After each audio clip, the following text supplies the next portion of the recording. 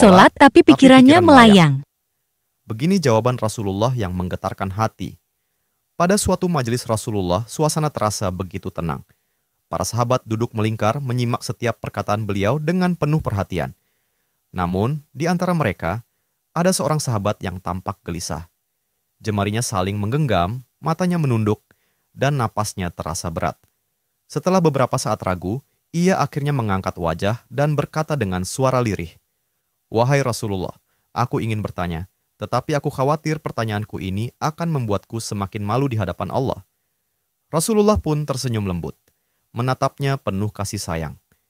"Katakanlah, wahai saudaraku, tidak ada pertanyaan yang membuat seseorang hina jika ia bertanya untuk mencari kebaikan." Sahabat itu menarik napas dalam, matanya mulai berkaca-kaca. "Wahai Rasulullah, aku merasa salatku sering tidak khusyuk. Kadang aku mengingat urusan dunia, kadang pikiranku melayang entah kemana. Aku takut salatku tidak diterima oleh Allah.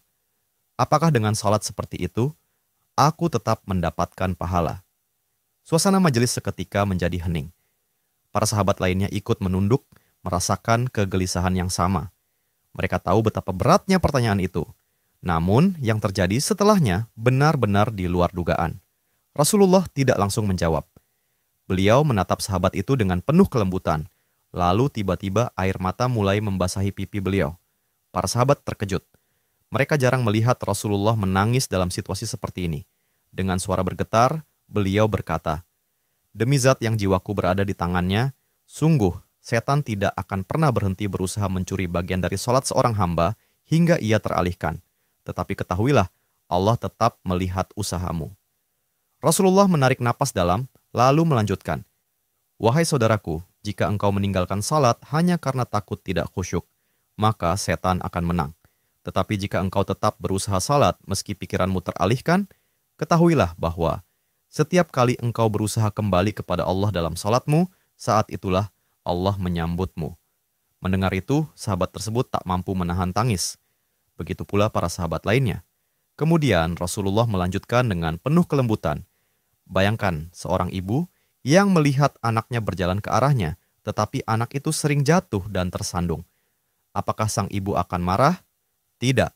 Ia justru akan berlari menghampirinya, mengangkatnya, dan mendekapnya erat. Itulah Allah. Ia lebih penyayang daripada seorang ibu kepada anaknya.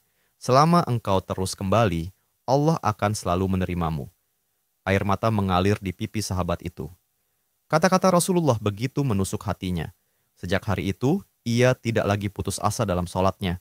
Ia tetap berusaha khusyuk, dan setiap kali pikirannya melayang, ia mengingat nasihat Rasulullah.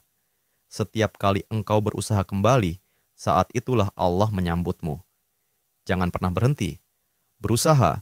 Jika kisah ini membuka wawasan kita, yuk berbagi. Biar banyak yang tercerahkan. Setiap satu kebaikan dibalas Allah 10 kali kebaikan. Barokallah forever. Amin ya Rabbal Alamin ya Mujibas Sailin.